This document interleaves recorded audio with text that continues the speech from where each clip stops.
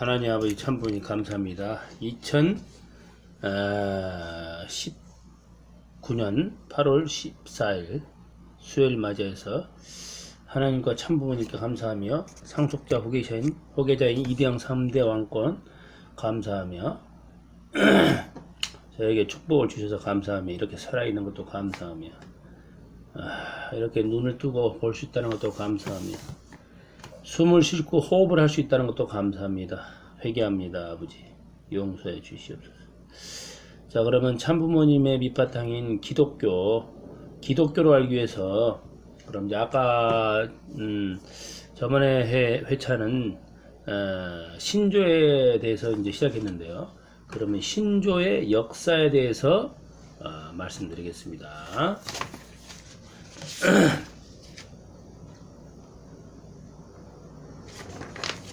신조의 역사. 신조는 믿음을 전제로 한 내적인 삶으로부터 나오게 되기 때문에 이미 교리적인 논쟁이 없었던 시절이라 해도 기존적으로 신조는 존재해 있었다고 보아야 할 것입니다.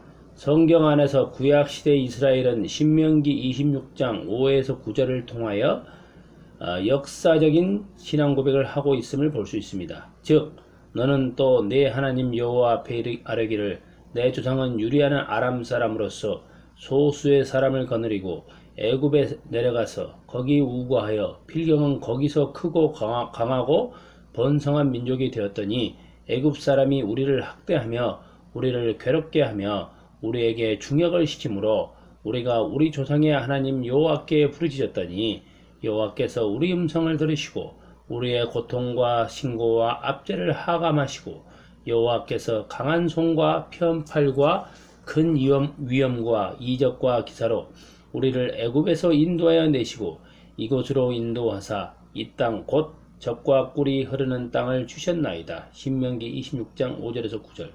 이는 계시의 역사성과 신앙 고백을 요약한 사건으로 받아들일 수 있는 것이다. 실질적으로 이스라엘의 역사 자체를 하나님의 사건이요 구원사의 사건이며 특히 신앙 고백의 사건으로 보기도 한다. 그러나 일반적으로 쉽게 인정하고 있는 실제적인 최초의 신앙 고백 신조는 신약 시대로 넘어와서야 나타나게 됩니다. 즉 예수 그리스도께서 가이사랴 빌립보 지방에서 제자들에게 너희는 나를 누구라 믿느냐 하고 물으실 때 베드로가 하나님의 감동을 받아 마태복음 16장 17절 다른 제자들을 대신하여 답변을 하였던 그 대답인 것이다. 바로 주는 그리스도이시오 살아계신 하나님의 아들이시나이다. 마태복음 16장 16절 라는 믿음의 고백인 것이다. 기독교 신앙의 첫 번째 대상은 예수 그리스도이시다. 따라서 베드로의 입술을 통한 이 고백은 세례를 받을 때 하는 신앙 고백으로 자연스럽게 사용되게 되었다. 사도행전에 보면 빌립이 에디오피아 내시에게 세례를 베풀 때에도 이 고백에 의존했던 것으로 보여진다. 단지 예수님은 하나님의 아들이십니다의 믿음의 고백으로 만족하였던 것이다. 그러나 세월이 흐르면서 이 고백은 세례의식에 있어서 삼위일체의 형태를 갖추게 되었는데 이는 아마도 나는 성부와 성자와 성령을 믿는다. I believe in God, the Father, the Son, and the Holy Spirit 라는 다소 진전은 되었어도 역시 단순한 형식의 것이었던 것으로 보여진다. 여기에 점점 다른 조항들이 더해지고 확대되어서 여러가지 형태의 신조가 나오게 되었다. 이들이 4세기 이후에는 하나의 틀을 형성하게 되었는데 서방교회에서는 사도신조 신경으로 동방교회에서는 니케아 신경으로 진전되어 자리 잡아가게 된다. 그 신조라는 것이 신경하고 똑같습니다. 그냥 사도신경, 사도신조, 니케아 신조, 니케아 신경입니다. 또한 성경적 신학적 지식의 발전과 함께 시대마다 신앙을 구체화시켜가며 새로운 신조들이 만들어지게 되었는데 후에는 종교적 논쟁들에서 이끌어낸 이들은 직간접적으로 오류를 막아내기 위한 요소들을 포함하고 있다. 값진 결과로서 새로운 신조들을 대할 수 있게 되었습니다.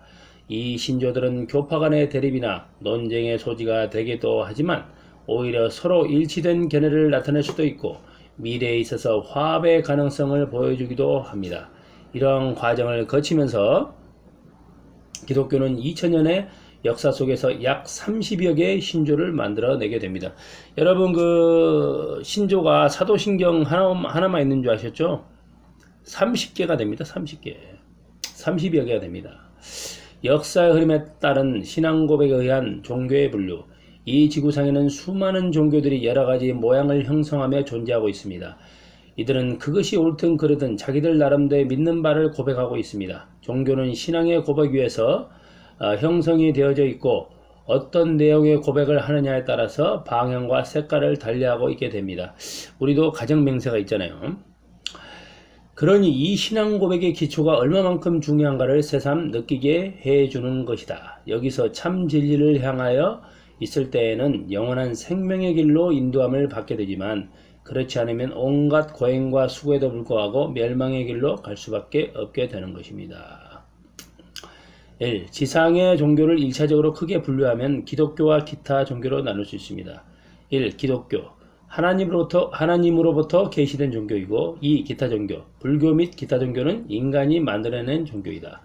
2. 2차적으로 기독교를 분류해보면 구교와 신교로 분류할 수 있습니다. 1. 구교 카톨릭으로 이는 다시 로마 카톨릭 서방교회와 헬라 카톨릭 동방교회로 구분이 됩니다.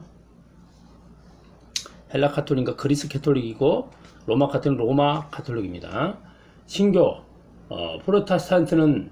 프로테스탄트라고 불리고 있는 신교는 많은 교파가 있으나 크게 나누면 다음에 둘로 분류할 수 있습니다. 1.